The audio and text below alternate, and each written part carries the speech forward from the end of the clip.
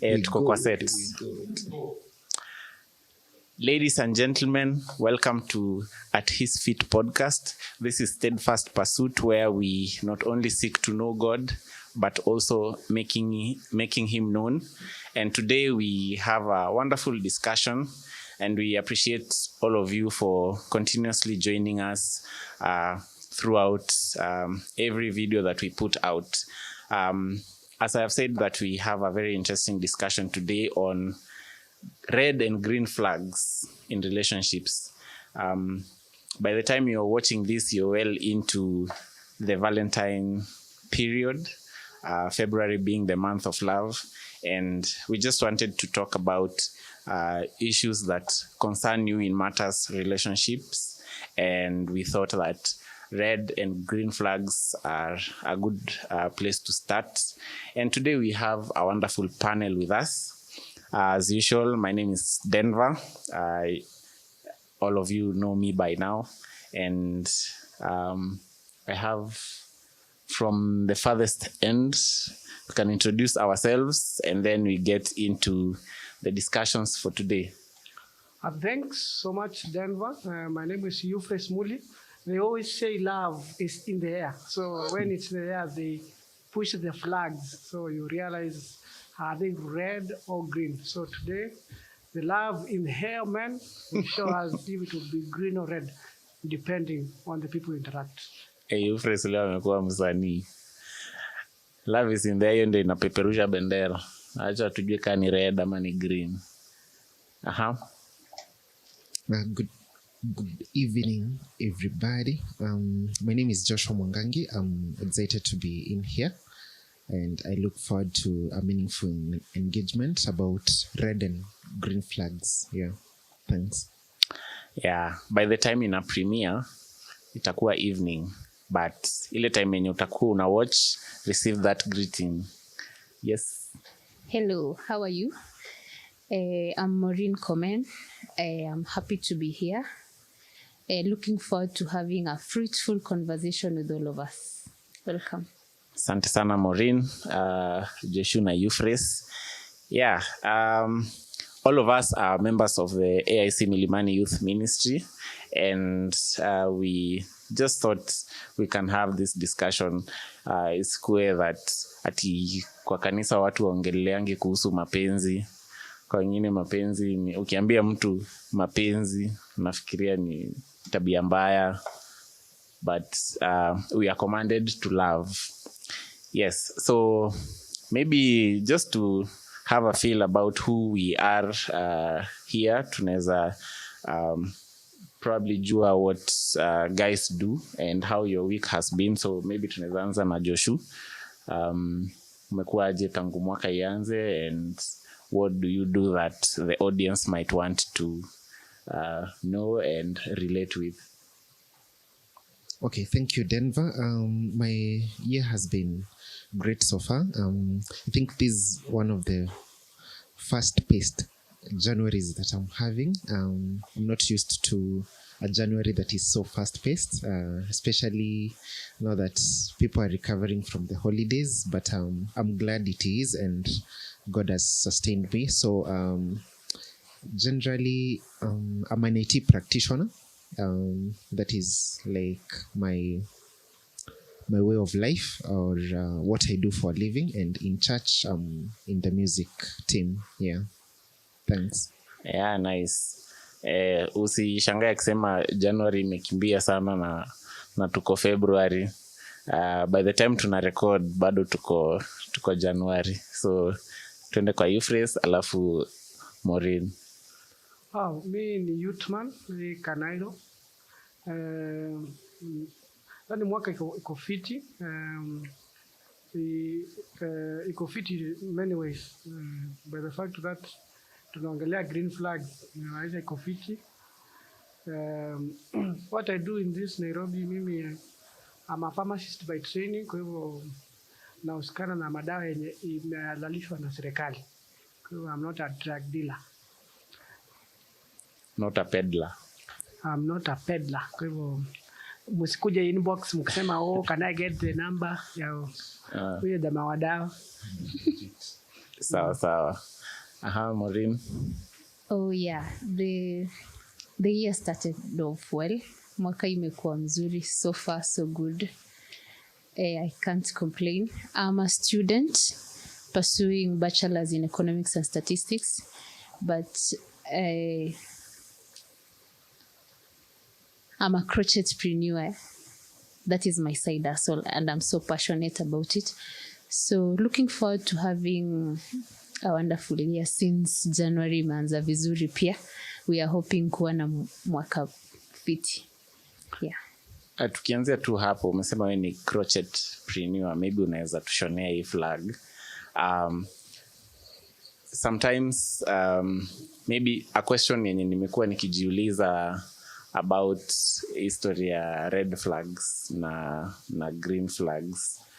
Is it something that mtu inafaa kukuwa secret ya mtu yenye umejiwekea for you to just observe, ama it's something that you can publicly tell someone, maybe mtu mwenye anaku approach ama mtu mwenye una date, by the way these are my red flags, ndio ajue whether ata conform ama ni siri yako, ndio ukiona tu mwambie by the way it's not giving.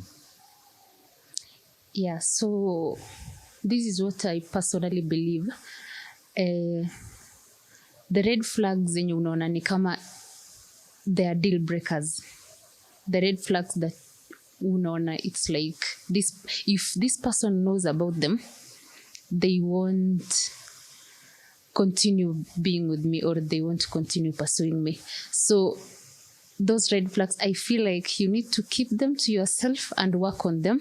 But if there are red flags that someone can, mtu anaweza entertain, or mtu anaweza, you can work with, you can share with the person, tell them, especially things like maybe time management. There are people who are so poor in time management, and maybe if that is your red flag and you're working on it, you need to let the other person know. Or maybe the red flags that are so visible, zenye zinaonekana on a daily basis, you need to tell that person and let them know that you're working on them. If wewe red flags zinafaa ikuwe ni secret ama inafaa upublicize ndio watu wajue na wa align? Kitu ya kwanza before, unajua unaweza kuwa kuna mtu wako pale anaocha anashangaa red flag nini. So I think red flag in a relationship ile kitu kiona, it's either a character trait or a personality or a behavior yenye unaona you cannot cope with ukiingia kwa relationship na huyo mtu. Na green flag is the character trait ama personality ama behavior ya mtu yenye ukiona you aspire to be with that person. So from that foundational definition, it may not be the perfect one, but you can build from it going forward. So do I need to, there are some red flags like a character trait or personality that is inborn. Because if I'm a sanguine, I cannot hide being a sanguine. If I'm introverted and someone perceives introverts to them, they cannot cope with them. So to them, that may be a perceived red flag. It may not be really a red flag. But if it's a character trait or a behavior that maybe I know there are things that I do that there may be weakness, or I've been struggling, or an addiction that I got myself into. Some of them I may decide, or there's something that, because I married a lady. So nikiona dem akona addiction ya hii kitu, kama tuseme banki, mimi siwezi kubali akuwe bibi yangu. Kwa hivyo nitamwambia outrightly, by the way, mimi siwezi date mtu anavutaga banki. So there are things that I know, either some addictions that I'll clearly state out to a person I'm meeting out, but the others I'll keep myself because they are entirely observatory. You need to observe it observatory. So for you to, when you observe it, then you can ask them. There's something that I've observed over time that we have been interacted, and I realized 1, 2, 3, 4, 5. Is it something you're struggling with? Is it all that? Because I know I may not cope with this thing. So it's a mixture. So some of them you may state, but others you may just keep it to yourself. And as the relationship progresses, maybe you can be engaging the person in a conversation. Na maybe sasa venye umesema red flags na green flags, maybe hata tuende pia kwa hiyo story ya green flags. Kuna ile yenye it may not necessarily be a trait, but it's just born out of feelings, that because of this feeling I have, it's a green flag.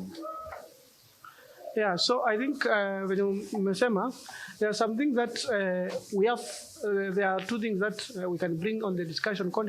One is fantasy, and another is experience. Because experience and fantasy can be source of either you perceiving this thing to be a green flag or you perceiving this to be a red flag. Let me explain fantasy. There are some that you want this, like mtu ako well built for ladies, maybe unataka dem mwenye ako na figure fiti yenye uliona kwa magazine, uso ikuwe ya, you understand. Kwa kama hiyo ni ukiona mtu ako na those fantasy yenye uko nayo kwa akili zako ama kwa roho yako, wewe unajiwekea ile ni green flag. So ni yeye ajiprove, otherwise na vitu atabehave. Ama maybe from your previous relationship ama your upbringing, kuna vitu ulifanyiwa na ukasema ukiona mtu anataka kufanyia hiyo kitu, huyo mtu ni red flag kwako. So experiential experience that you may experience over time, they can cause you to have perceived red flags or perceived green flags. Hapo kwa perception nani Joshua, maybe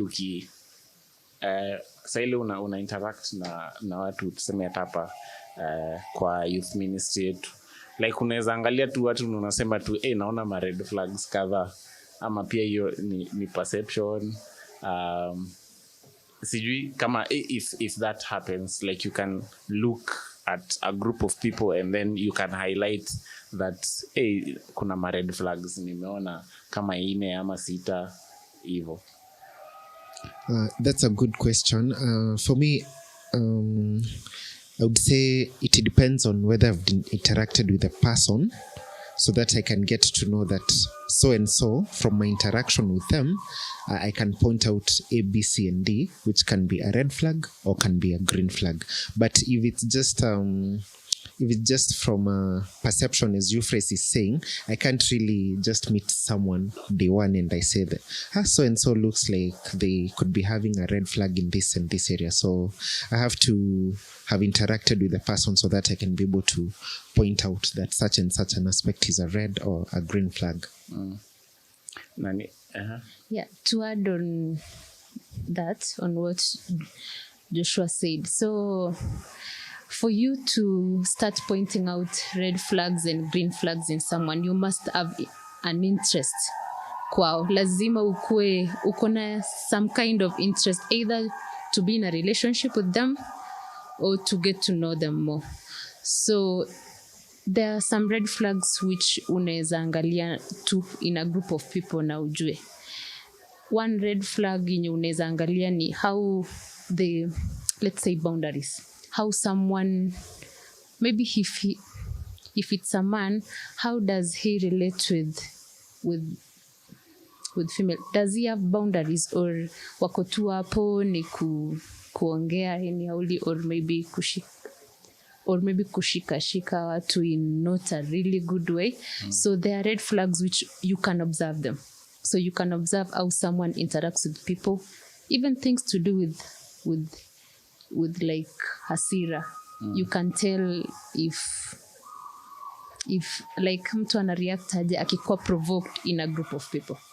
Yeah. So in terms of hiyo umemention kitu ya boundaries, and sometimes maybe you would get that for people, sometimes even for a group of men, sometimes unasikianga ati umse tulikuanga na like alikuwa best yetu sana until apate dem akatutoka. So there could be probably from the men's perspective, by my friends, nina keep my friends, hata nikioa they will still be my friends. But then there is the point where now they have gotten a spouse or a girlfriend, and now there is what now you want us boundaries. You are creating these boundaries. How would you now, as from a lady's perspective, try and probably help the man keep his connections without necessarily having to break the bond that now the two of you are building? I think the first thing is just having good communication with that person. Communicate to that person and tell him in a good way. You can start by saying, I love how you're friends with this person or this group of people, but at some point you are in another phase of your life yenye, of course you are in a relationship, so there are some boundaries unafaa kukeep. Isikue, if maybe it's a man uko na lady friends, umeenda kuhang out hadi late uko 12, people are coming for sleepovers, izo me overstep. So you communicate. Let the person know what you can tolerate. There are some people who they have like wako na mabeshte wengi and they love to hang out every time. Kuna watu hawawezi kaa peke yao. They must be in a group of people. So let that person know what you can tolerate. Tell him or her, I can handle this, I can handle this, I cannot handle. If it's akona mabeshte wengi madem, it's not, you cannot necessarily tell them to cut off the friendship, like aache kwa friends now, but you can tell them this is how far you can go with your friendship. Yeah, just communicate. So I have a question to Maureen. Sometimes when you tell someone mimi niko hivi, unamwambia mimi by this spendi mtu wenye umesema naye akwambie na mimi niko hivyo. So how do you progress? Because there are some people who say mimi niko hivi, alafu ukimwambia naye anakuambia si hata mimi niko hivyo. So inakuwa ni kama dreadlock ya competition. Which version of each other should you adopt at the best? Kwa hivyo mtu akikwambia mimi sipendi venye una hang out na mademu wengi, mademu wanakukall, wanakutext usiku, ni ma video call, sijui nini, wanakuambia na mimi mimi napenda ubesti. Kama besti yangu na means ya communication yangu na mabesti zangu ni video calls. So at what point do you say when you are state ako hivyo this is a red flag, ama when you are state ako hivyo this is not a red flag? Personally, there are some things I don't believe kuwa mtu atasema mimi niko hivi. Okay, I don't believe in mimi niko hivi personally. I believe in this is how I do things, but I'm willing to work on them. So it's like when you tell that person ukimwambia your concerns kuwa I don't like this na kuambie mimi niko hivi, if you again go ahead and tell them to try and work on them na a stick on mimi niko hivi, so it's upon you like to choose if can you handle it, can you handle that, can you tolerate that. So if you cannot tolerate, you now walk away. It becomes now a deal breaker. It's no longer a red flag, it becomes a deal breaker to you. Inakuwa I cannot be with you because of this and this and this. Oh, nashusha nyavu. Yeah, nashusha nyavu. If someone is not ready to work on something, especially the things that are workable, like you cannot say mimi niko hivi. When it comes to, kuna wase usema ati mimi sipendi kushika simu. Mtu anakupatia reason, I didn't text you because sipendi kushika simu or mimi sipendi kwa social media. That's something you can work on. You can work on trying to do this for that person you love, trying to communicate, trying to text for that person you love, but it's kama ni kitu yenye wewe huwezi handle. Mtu akikwambia mimi niko hivi and you can't handle that, shusha nyavu, kanyaga kubwa kubwa. By the way, mnajua mkishusha nyavu unashusha nyavu uvue kitu. Bwana mkubwa aliambia Simoni sasa wakati alikuwa anashusha nyavu alikuwa anapata bountiful fish catch. so unaweza pata new catch. Just to add, Maybe just add ukinini na hii that kuna hizo tuseme kama if the one of the things ni kuset boundary, na ni boundary yenye itakulimit in terms of interaction yako na your friends.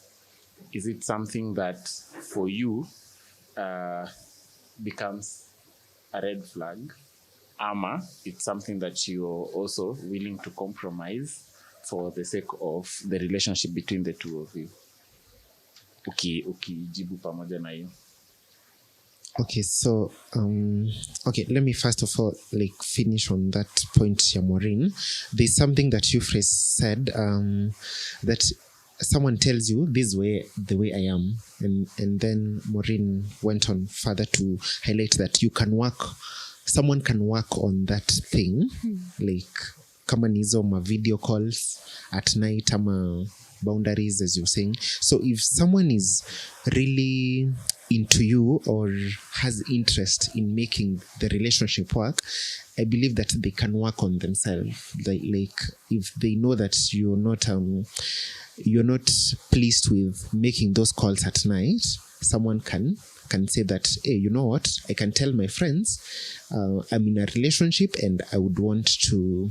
It's something that you can work on. It becomes a red flag if someone just is it's not flexible, I would say, and just say, you know what, I can't kind of do away with this, because that way you will not be kind of marching towards a common objective.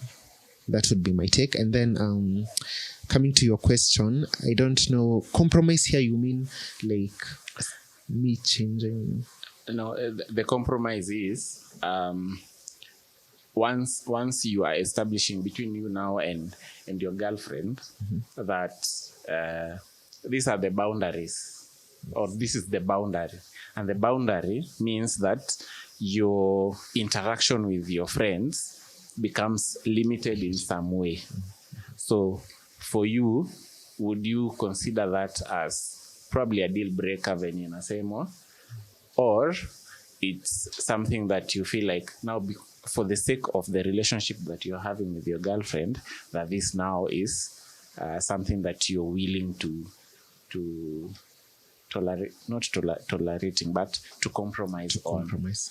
Okay, I got your question. So for me, I would go with or my take would be, I would be willing to, if having those connections or having those interactions is, if I'm required to minimize on them, then, or I would require someone to minimize on those connections or those interactions, then I would say that it's something I would be willing to compromise on, and I would also expect the other party to compromise on. Reason being, if it is likely to bring issues or to break the relationship, then if you continue making those interactions and the other party is not happy, then most likely mambo yataenda mrama. Na sasa kama bestie wake ni mwanaume. So Denver, if I can chip in, I think we all agree that one of the effects of love is change. Kila mtu akipenda mtu lazima achange. Ukisikia mimi mkuna mtu ana ni change, ni venye unapendwa, ukipendwa utachange. But when it comes to boundaries, there are two types of boundaries, because in everything we have healthy boundaries and unhealthy boundaries. Now, what do we mean by healthy boundaries? These are things that, if for us to flourish or to continue this relationship, there are some things that I need to change because of this person. If you are a person who does not pick calls, then what is your way of communication? It's either muamie muishi pamoja, na mmoja atenda sokoni na mwingine na utashika simu, mtaachana. Kwa hivyo there are things you need to change. So those are things that there are boundaries you need to set, or some change that you need to bring in your life that are going to make the relationship flourish. Kama mimi ni msee wa madem 100, So lazima ni ensure hawa mademu niko nao wanajua niko na demu mwenye nataka kuoa. Na lazima wamheshimu na wajue yuko. Kwa hivyo kuna time yangu na yeye. But what are unhealthy relationships? Something like isolation. Ule mkidate anakuambia hataki kuwa na marafiki. Because those are just fears. Huyo ni mtu mwenye akona fears, akona insecurities, ana feel insufficient. Kwa hivyo they bring boundaries to your life to ensure that they own you, and you're just girlfriend, boyfriend. You're not wife. Hata kuwa wife, she do not own you. So those isolation practices, those are unhealthy boundaries. So ukiona mtu, as much as there need to be boundaries, there are boundaries that is assigned. This is someone who is obsessive. This is someone who is eventually, in case of misunderstanding, hata kukudunga kisu.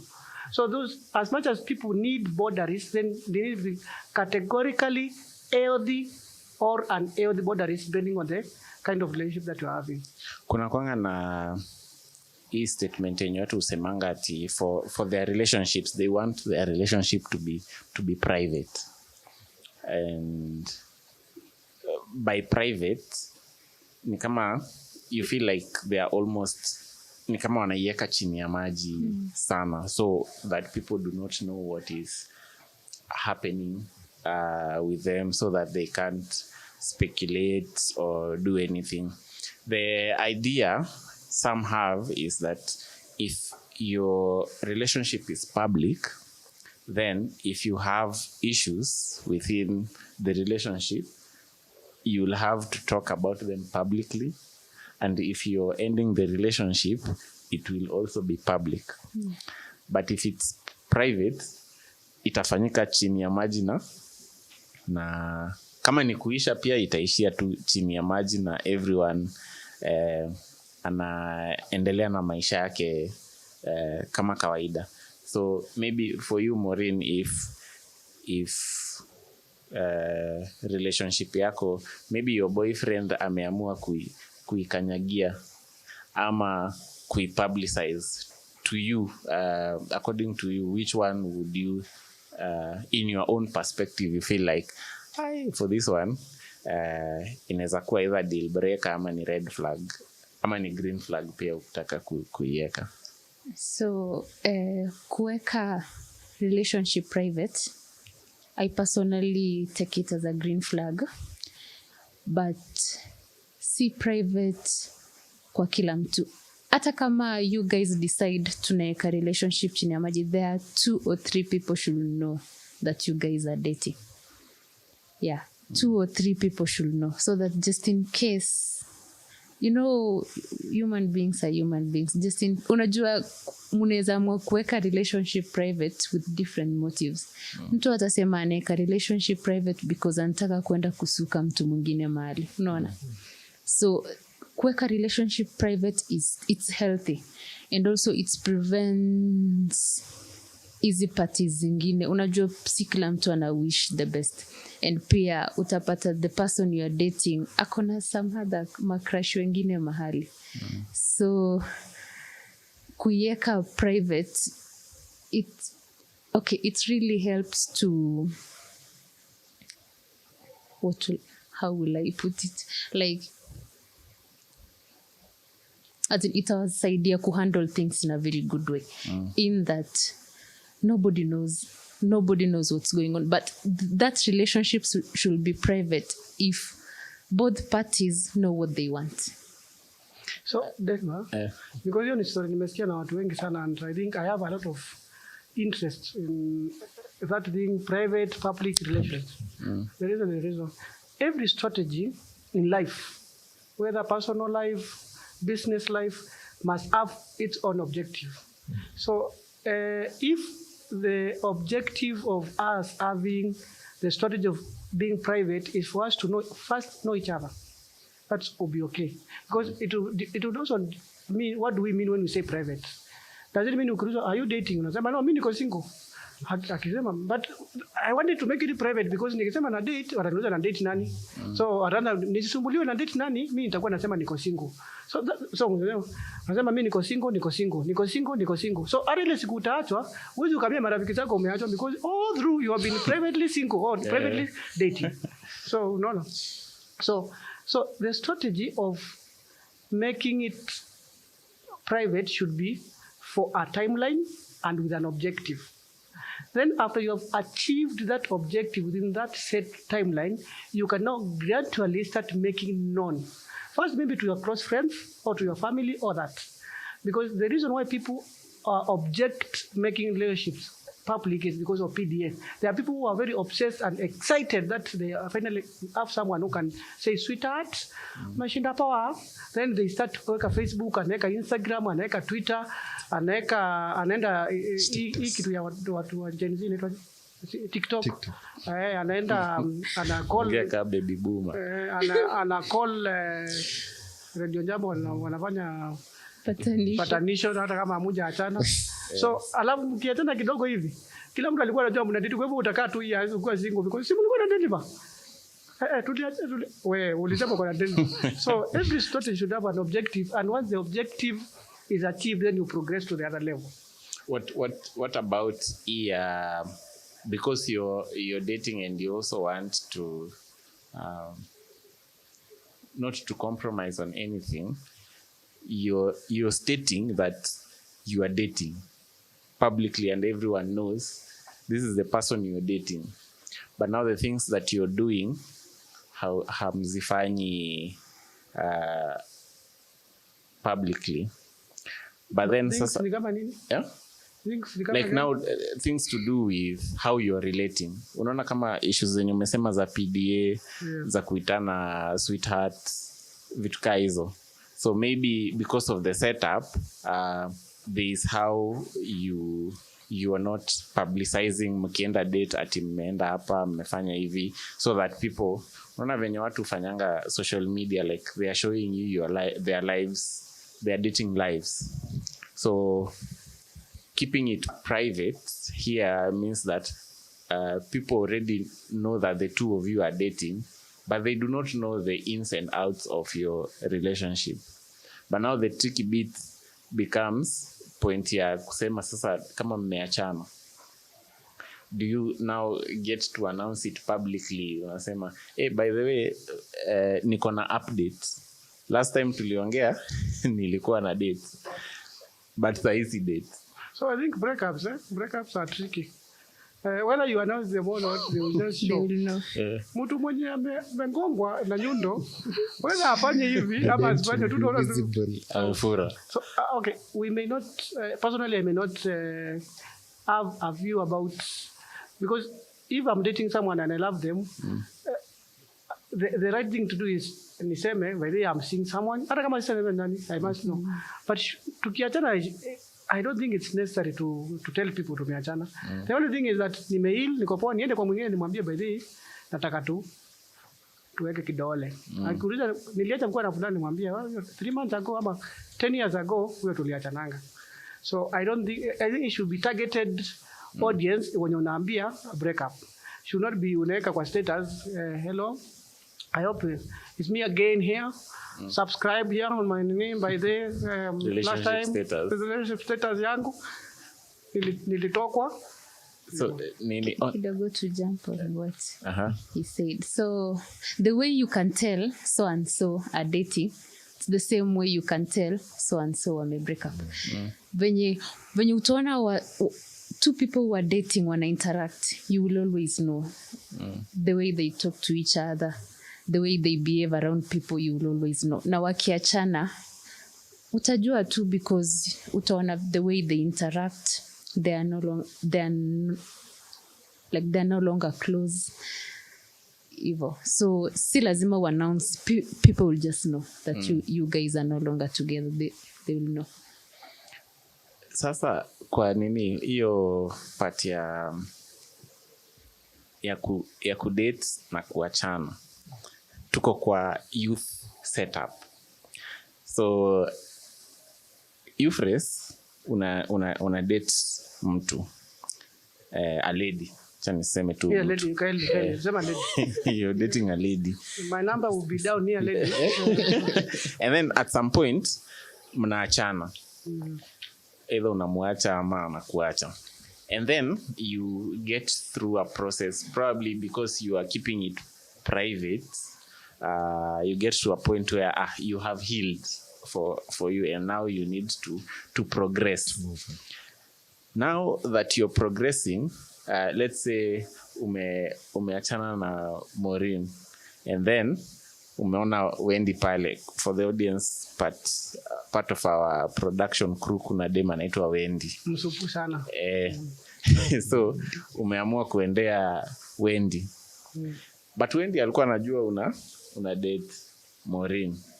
Now this your, it could be a fear, it could be just general talk that you could be perceived to be someone mwenye, like you're after ladies within the ministry.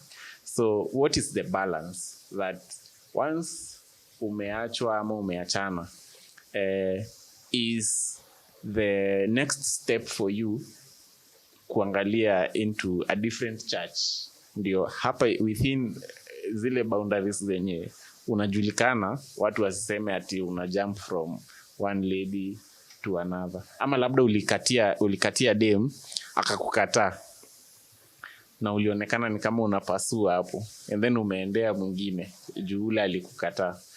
So what's the balance, and how probably should people take it when it's time for you now to move on to a different chapter in life? That's a very good question. Within our fellowship, our church, our community where you live together, there are people who are always tagged players. Whether they are real players or not, they are tagged. Now, one of the things that we need to know as a community is that people always talk, because people are friends.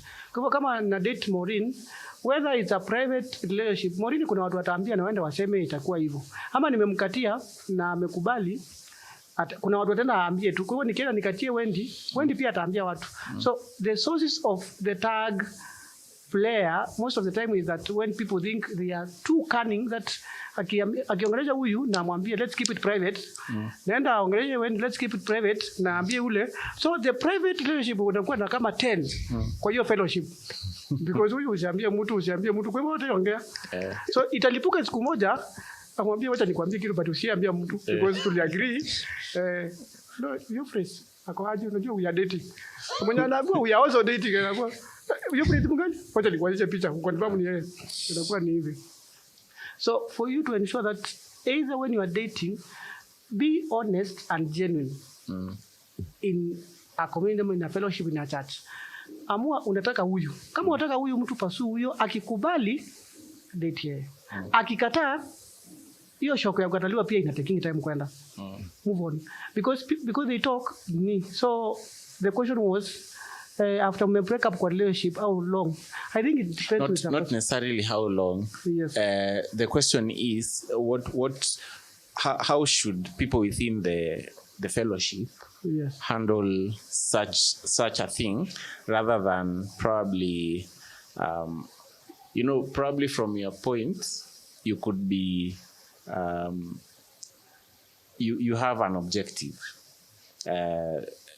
you intend to progress on with life. From a different point of view, it may come out as if you are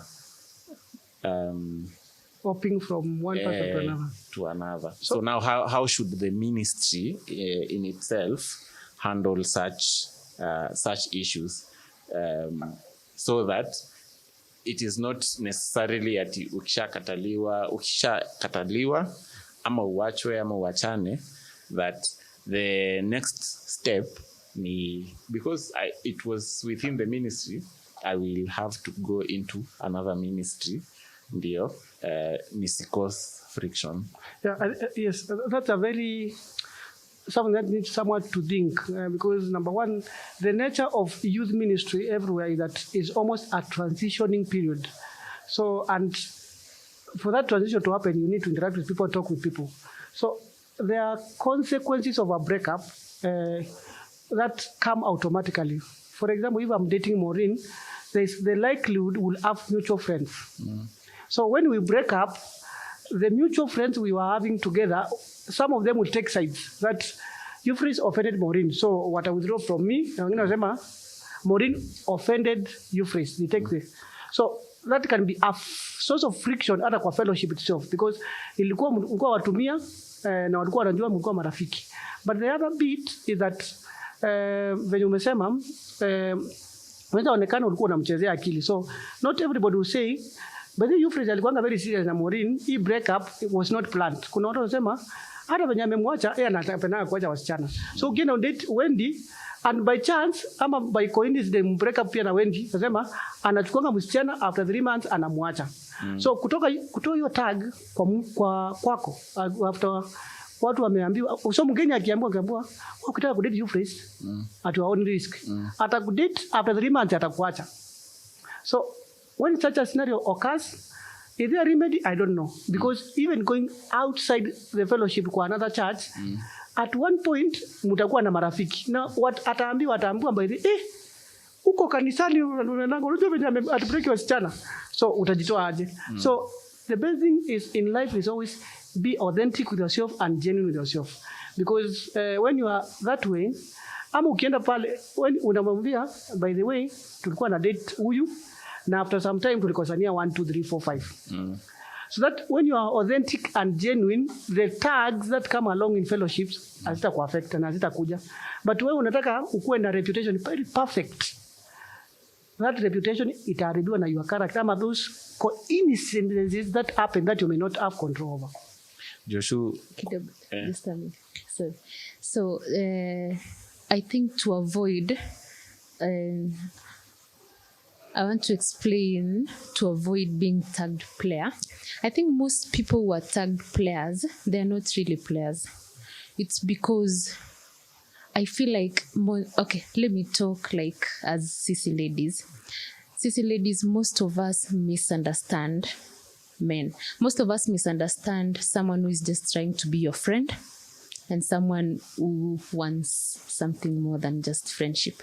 So I just feel like everyone should avoid conversations that lead someone on. You might just be, you just want just a mere friendship. You're just trying to be nice to someone. You're just being a good friend, but someone misunderstands. Anaona umse ananikatia. So inakuwa si alinikatia pia. Na that's not true. Inakuanga like mtu tu is just generally nice, ama the way he talks, maybe so, jokingly. Unapata wase wana. My question to you as you continue is that, so we need to be kind to one another, right? Yeah.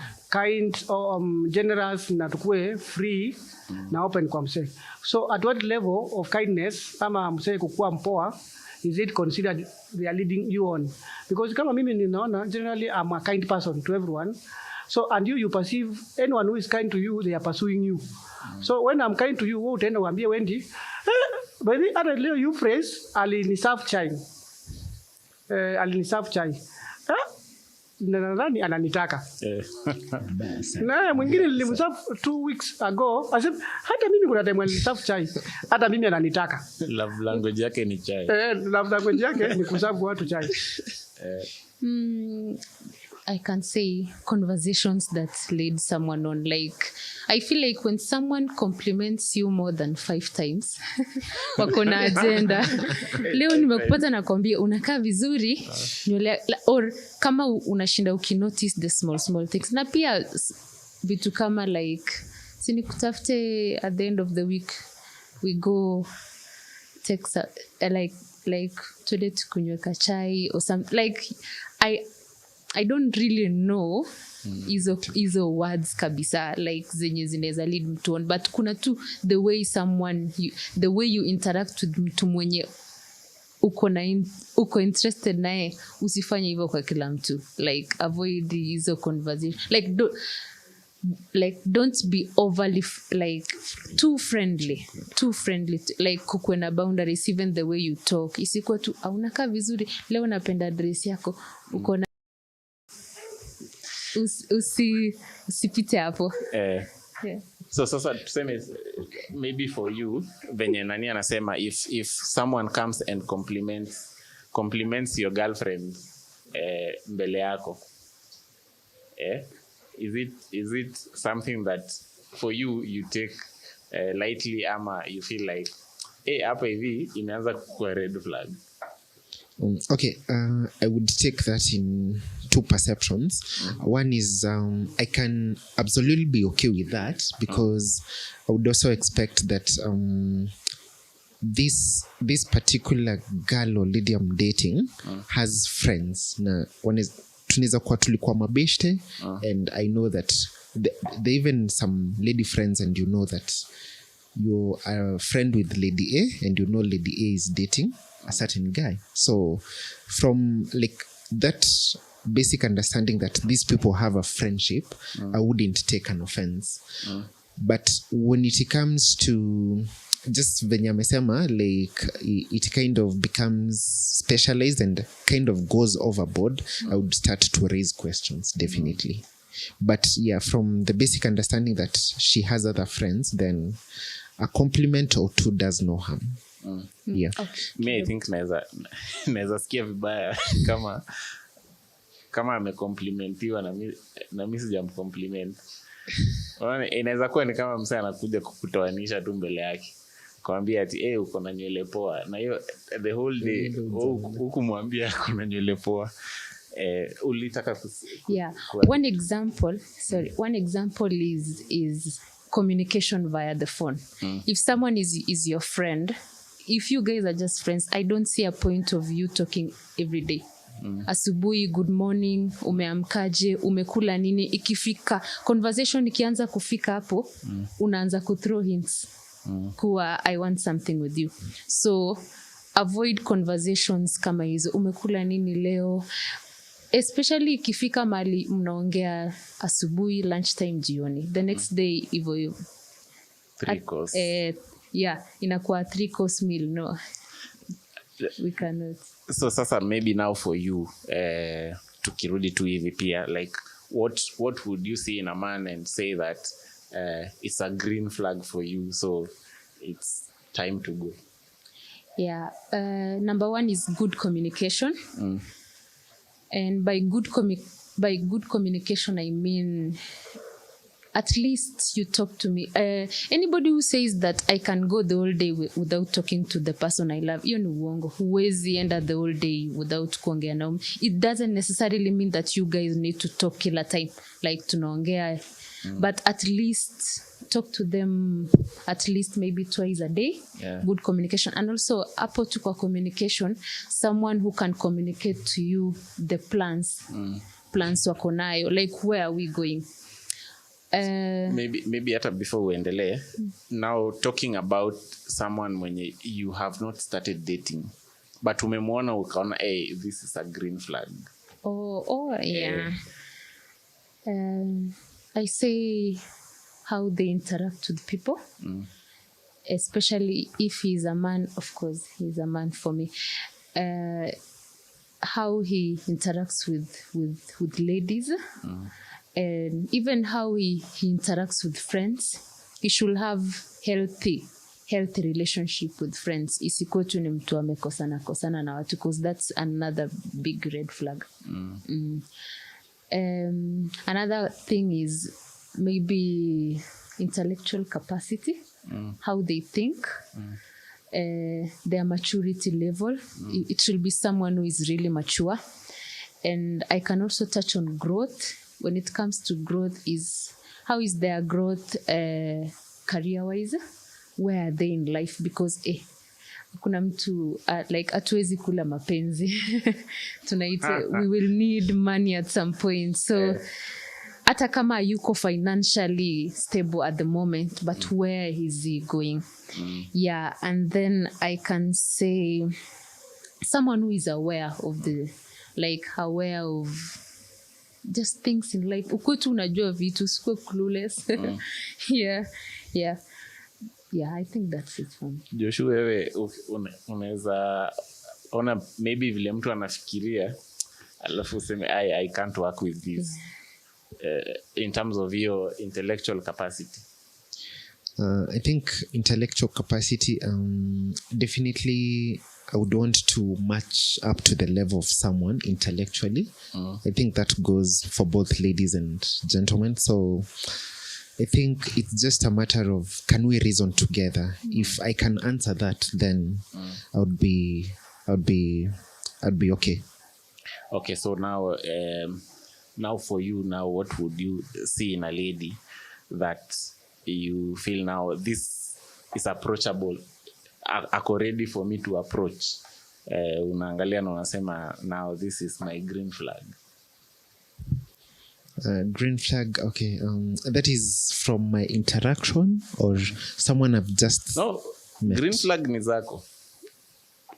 Like there are ladies pale, and there's this one that you have spotted and you have seen things that you consider as green flags. So what would you say that are some of your green flags that you can see and pursue that lady? Okay, for me, I would give two. One being someone who is godly. Okay, I know this might sound so cliche, but is this person really pursuing their relationship with God? So for me, if I'm able to establish that, that for me would be a green flag. Like, her relationship with God comes first before we even get to the horizontal relationships. And then I think also for me is someone who is clothed with the way the Bible says, the unfading beauty of a quiet and a gentle spirit, because that gives someone the inner beauty and not just what I'm seeing, not just what I'm attracted to physically. So for me, a quiet, gentle, and a calm spirit, then that would really be the other measure that I can say this a tick. But now, sir, how do you measure the calm spirit? Ni unajua jama ni by the fruit. Okay, not blood pressure. Blood pressure. Ndio nijue kama ako calm. Okay, but I think from just interacting with people, there are some ladies who will, just in the way they express themselves, you can mark out that someone is really calm, and even if they have been offended, they'll not like really blow things out of proportion, or even just the way they generally express themselves. So yeah, there are always ways to tell someone if someone is gentle, quiet, calm. I think for me that's unseen beauty. Sawa, you face naweza ako green flag. Sasa nikisema nitaanza kukujiwa ama watu waanze tukianza umesema namba yako iko hapo chini. Sorry, nikisema watu wataanza kubivu, but seriously number one I think for me is physical attraction. Unajua watu wanaongopanga kusema hivyo. Kwa hivyo mimi sitaendea mtu acha kusema vitu. So nione mtu hivi tu nione haki kako fine, hiyo ni ya kwanza. So nikishaona kako fine ndio nitaenda the other things that will concern, because kako fine haitafanya tulee watoto ama tukue wazazi ama tufanye. So ya pili ni emotional intelligence, and the reason why emotional intelligence is very key for me, sasa hii world yetu imekuwa ya visu, kuana, kunyongana. So is there someone who can handle conflict, mistakes? Because those are things that we'll be doing. I'm not perfect, I'm not an angel. Mi ni Euphrates Muli, ni kona mashida. So mtu anaweza handle hizo shida, si atakuja aki-expect, oh you need to be like my dad, na babake ni mlevi. So emotional intelligence ni muhimu sana, ndio niseme huyu dem. Sitasema zote, na maybe ingine nitaangalia is the reasoning capacity ya mtu. Because when ana reason, it will say a lot how our communication technique will be. Kuna mtu yeye akireason yani ana reason ni kama yeye ni robot mwenye unaweza kumweka fuel for to function. So because me I am not there to date a robot, lazima niangalie the reasoning capacity, kama ni mtu reason we can stay together as humans. Okay. But ya kwanza nisema physical attraction. In case msahau. Physical attraction. So hata wenye wata slide. Hata wenye mta slide utatuma picha kwanza. Okay. So maybe we will go with a round of parting shots, so that as we end this, but the key thing that we are getting is that different people have different things that they consider that this is a red flag for them. This is a green flag for them. And I think it's important to articulate to the person that you are relating with or intending to relate with some of the things that maybe for you, vile tulikuwa tumeanza kusema Maureen aki-highlight that some boundaries needs to be set, that you're getting into this thing knowing that this is the far that you can go. This is the thing that you would consider ideal for the two of you to continue. So for each and every single person, it's different, but it's good to communicate to people clearly that these are the values or ideals that are closer to your heart. So getting into the Valentine or the month of love, not saying that this is the only month that people ought to love each other or express their love the most, but just because it offers us a chance to talk about, and maybe because love is in the air, show things to do with love. It's really important for us to consider that this love that we are expressing is God-given, and he is love. The Bible says that God is love, and the love that we are expressing to everyone is the love that we have received from God. So whether it's romantically or any other form of love, it's coming directly from God. So as we look forward into talking about love and expressing love to people out there, let us remember that it's all about God. So even as we close, we can have some parting shot, maybe something that you would want the audience to know, something that you wanted to talk about and you feel like you want to express it. Maybe in like 30 seconds, you could be able to say that as we wrap up. So tunaweza anza na Maureen.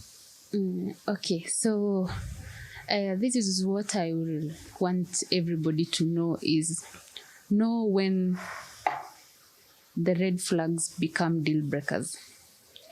There are some red flags that you can compromise, but there are some red flags which they become deal breakers. Know when to leave. At the moment, a lot is going on whereby wase wana ovyo. If things are not working, just walk away. And this is to mostly as ladies. If you know that this person who is interested in you, auko interested, it's not two-way. Kindly be kind enough to walk out, to tell them. Most of the ladies wanasema sina haja na yeye, but acha nikule pesa zake. So unakula pesa za mtu, by the time you don't want, you really want to say no, inafika mahali someone has really spent a lot on you. So inafika hapo mahali tunaongelea story na kifo na visu and etc. And also let's avoid kuangalia sana relationships za social media, because I feel like social media is misleading a lot of us. Mostly as ladies utasikia mtu anasema nataka msee anakuja na hii nataka Mercedes Benz, nataka mtu anakuja na pesa, I want this and this, but ask yourself first, what do you have? Yeah, so let's be cautious enough. Get to know someone first before you move things to maybe the next level. Yeah, I think that's it for me. Sawa. Joshua. For me, it's just in as much as we are so keen to look at red flags and green flags, always remember that you attract the same kind of energy that you give out to people. And so if I'm looking for this or if I'm this kind of a person, chances are that I'll attract the same exact on the other end. And if you're also that type of person, you'll also attract the same character on this end. So in as much as we are looking for the red flags and the green flags, you always attract what you are. That's my parting shot. Just a minute to add on what Joshua just said. When you come up with your list that this is the kind of person I want, anafaa kuwa na qualities, ask yourself, will you be that person for him or for her? Before you say nataka mtu ako na hizi qualities, do you have those qualities? So before you make a decision whereby you want someone in your life with such and such a qualities, work on yourself first to be the better version of yourself. Sawa, Euphrates. Okay, thank you. I think it has been an amazing discussion. So although tumeongelea red flags na green flags, our discussion was not to say that there are people who don't have weaknesses. So weaknesses are not red flags. They only become red flags if someone has a trait or behavior that they are not willing to change. They are so adamant and they are so proud that anakuonyesha kwa your face, this thing is not there. But for us to, as Christians, our first red flag, if we are dating, is if our relationship is not godly. Sawa. If our relationship is not godly, that's a first red flag, and especially if we are believers. From me, I think, and maybe for someone who has been heartbroken before, you would be probably navigating towards looking for red and green flags all over the place, as opposed to trying and finding that person for you. So for me, I would what I would like to tell all of you is that focus on the person. Red and green flags, if you have your own red and green flags, they will come out and you will know about them. But if you are hell-bent on trying to find any red flag in a person before you probably want to commit, you will find them. If you want to find any wrong thing in anything, you will find it.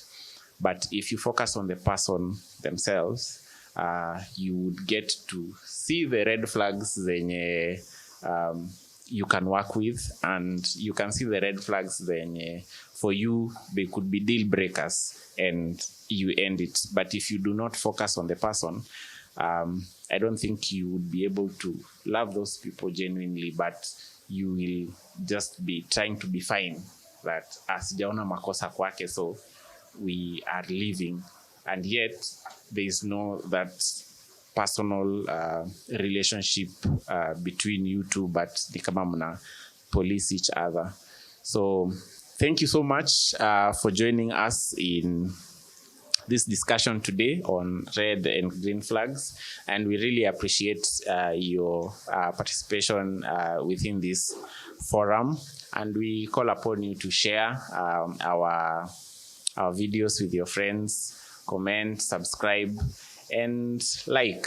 It helps us with the algorithm, and we will be able to get this message out to the world and to everyone who really needs it. So this has been Denver, and this has also been Steadfast Pursuit on At His Feet podcast. See you in the next episode. Thank you.